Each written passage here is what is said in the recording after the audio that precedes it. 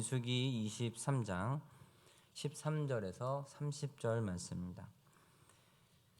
민수기 23장 13절에서 30절까지 말씀입니다.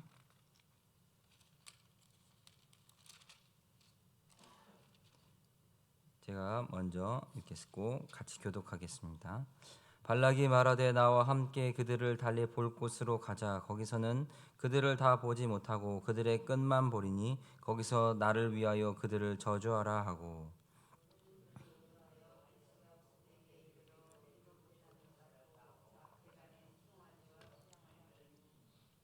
발람이 발락에게 이르되 내가 저기서 여호와를 만나 뵐 동안에 여기 당신의 번제물 곁에 서소서 하니라.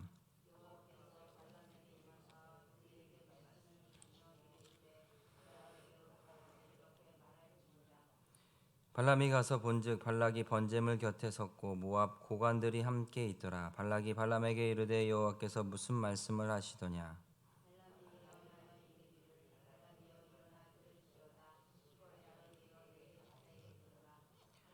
하나님은 사람이 아니시니 거짓말을 하지 않으시고 인생이 아니시니 후회가 없으시도다. 어찌 그 말씀하신 바를 행하지 않으시며 하신 말씀을 실행하지 않으시랴.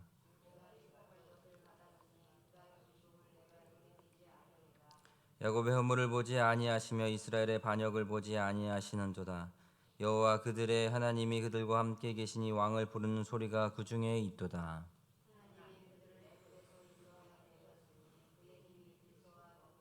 야곱을 해할 점술이 없고 이스라엘을 해할 복술이 없도다. 이때 야곱과 이스라엘에 대하여 논할진대 하나님께서 행하신 일이 어찌 그리 크냐 하리로다.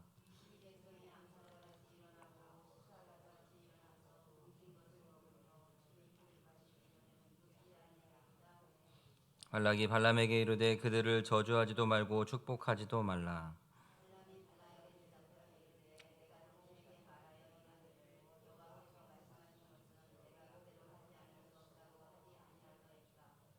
발락이 발람에게 또 이르되 오라, 내가 너를 다른 곳으로 인도하리니 내가 거기서 나를 위하여 그들을 저주하기를 하나님이 혹시 기뻐하시리라 하고,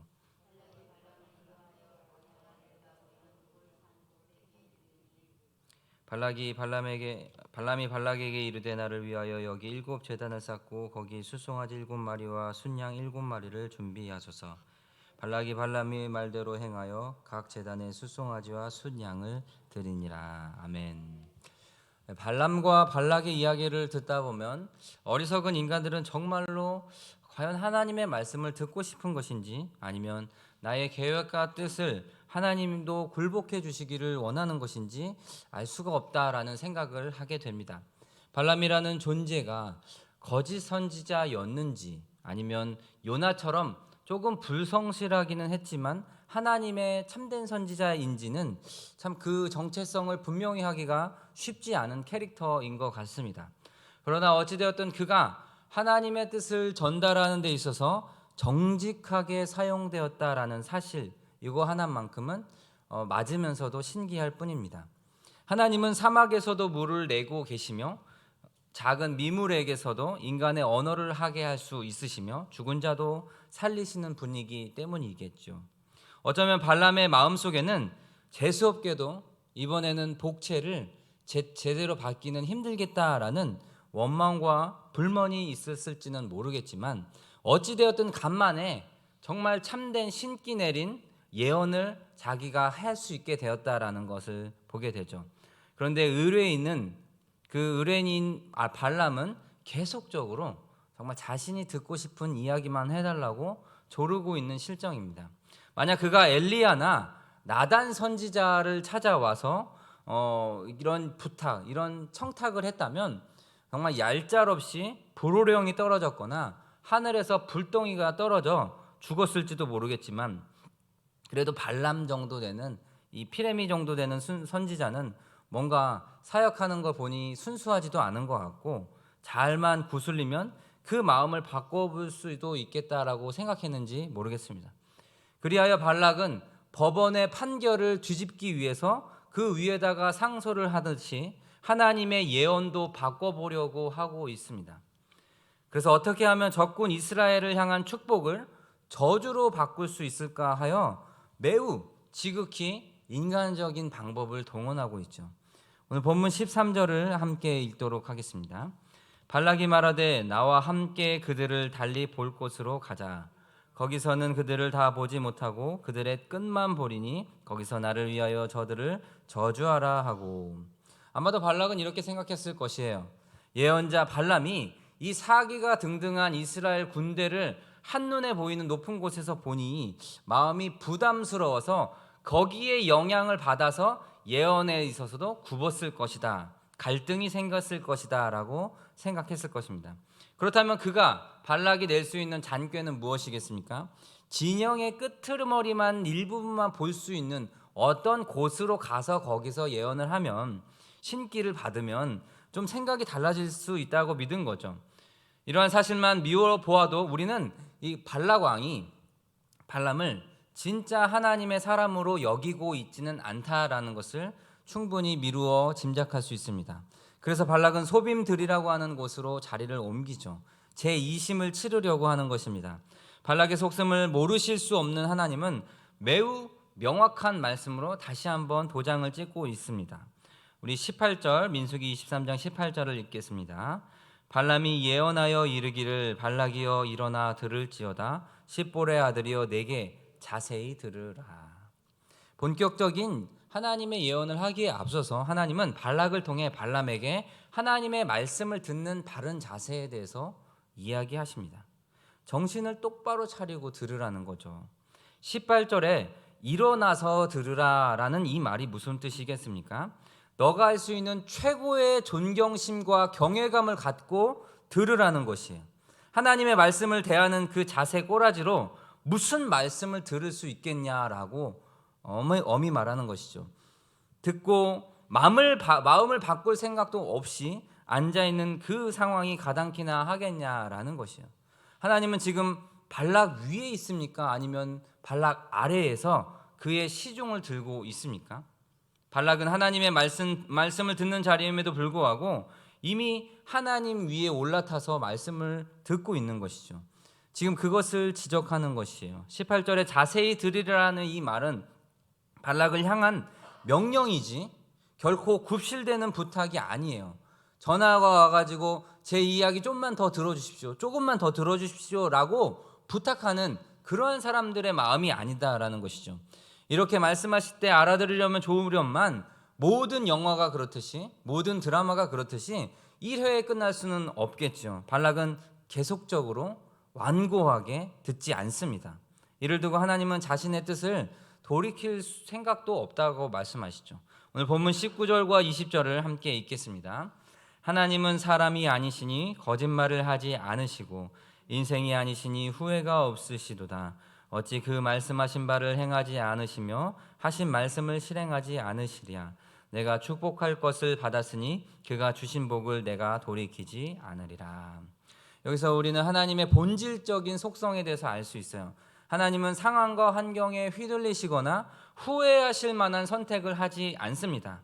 아니, 하실 수도 없는 거죠. 인간은 실수도 합니다. 입방아를 한번 잘못 눌리고 나서 밤새도록 이불을 발로 차면서 빽빽 소리 지르며 후회하고 아쉬워하죠. 주변의 외압과 암묵적인 그 푸시로 인해서 원하지도 않는 말을 하며 사는 것이 어떻게 보면 인생의 연약한 한 단면이라고 한다면, 하나님은 미래를 다 내다보시고 모든 것을 당신의 주권 아래서 결정하시고 거기에 수정을 가하거나 개정하지 않는 그 하나님이신 것이죠. 히브리서 6장 17절과 18절을 읽겠습니다. 하나님은 약속을 기업으로 받는 자들에게 그 뜻이 변하지 아니함을 충분히 나타내시려고 그 일을 맹세로 보증하셨나니, 이는 하나님이 거짓말을 하실 수 없는 이 두 가지 변하지 못할 사실로 말미암아 앞에 있는 소망을 얻으려고 피난처를 찾은 우리에게 큰 안위를 받게 하려 하심이라. 사실 이런 일은 성경 안에서 번번이 일어나죠. 개인의 사욕에 의해 하나님의 말씀에 순종하지 않았던 사울에게 사무엘은 또 사무엘상 13장에서 이렇게 말해요. 이스라엘의 지존자는 거짓이나 변개함이 없으시니 그는 사람이 아니심으로 결코 변개하지 않으시니이다. 하나님은 좀처럼 변하지 않는 영원 무궁한 하나님이십니다. 그런데 그 사실이 때로는 우리를 불편하게 만들지 않습니까? 사실 인간은 의외로 정의로운 사람들을 달가워하지 않아요. 인간미가 없다라고 말하며 원리 원칙적이고 순결하며 깨끗한 사람 옆에 있는 것을 어색해합니다. 그래서 가정에서도 10시에는 무조건 소등한다고 불을 끈다고 가정의 법을 만들고 나면 타협이나 유도리가 없는 그 아버지를 기뻐하며 섬기는 아내나 아들은 없습니다. 거의 없죠. 그래서 우리는 영원 불변하시고 정의로우시며 편애하지 않으시고 실수하지 않는 하나님의 참 대단하십니다라고 말할지는 몰라도 그 사랑과 느낌을 가지며 감동하지는 않는다는 것이죠. 그런데 그 변하지 않는 하나님의 결심과 작정이 만일 이러한 약속이라고 한다면 우리는 어떤 마음을 가질까요? 본문 20절과 21절 읽겠습니다. 내가 축복할 것을 받았으니 그가 주신 복을 내가 돌이키지 않으리라. 야곱의 허물을 보지 아니하시며 이스라엘의 반역을 보지 아니하시는도다. 여호와 그들의 하나님이 그들과 함께 계시니 왕을 부르는 소리가 그 중에 있도다. 아멘. 요즘 같은 시대에 목사라는 이야기를 하기가 참 조심스러운 때가 또 언제였는지 그렇습니다. 저 멀리서 누군가 차 목사님 하고 부르면 주변의 눈매가 얼마나 가늘어지고 있는지 체크해야 되는 시기가 온 것 같아요. 교회가 세상과 다르지 않아서 세상보다 더 심해서 그런 이미지가 되어버린 것도 인정해야 될 사실입니다.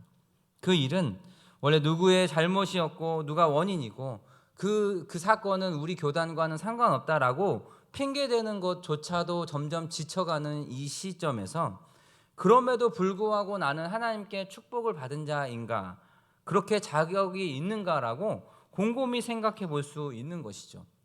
인간적인 마음이라면 저라도 축복을 저주로 돌이키고 싶을 것 같아요. 그렇게 완고하고 그렇게 완악한 모습들을 보면 발락과 이스라엘과 뭐가 다릅니까? 사실 완고하고 고집스럽고 변하지 않는 모습만 봤을 때는 차이가 없어요. 그러나 발락에게는 약속과 언약의 선택의 은혜가 없고 이스라엘에게는 그 선택이 있었을 그 차이밖에 없는 것이죠. 이스라엘이 하나님께 축복받을 만한 일을 한 게 있어야지 축복이 어울리는 거 아니에요? 저는 무조건 용사로 이 기독교를 다 덮어서 용서로 넘어가자라고 말하는 것이 아닙니다. 확실히 우리는 우리의 잘못된 행동에 대해서 회개하고 우리가 먼저 돌이켜야 되는 것은 맞아요. 그러나 그럼에도 불구하고 하나님의 약속에는 이스라엘을 향한 변함없는 하나님의 사랑과 부모 되심이 있다라는 사실을 기억해야 된다는 것이죠. 심지어 그들의 반역에도 불구하고 그들을 끝까지 참아주시며 인내하시며 자신의 언약을 신실하게 지켜가시는 하나님의 사랑을 발견할 수 있기 때문에 우리는 오늘 하루도, 이 비참한 하루도 감사하며 하나님의 안에서 천국을 살아갈 수 있는 것이죠. 부모는 자녀의 결점까지도 받아들일 수 있을 때 진정한 부모가 되는 것이에요. 그래서 입양이 힘들고 조건도 굉장히 까다로운 것입니다.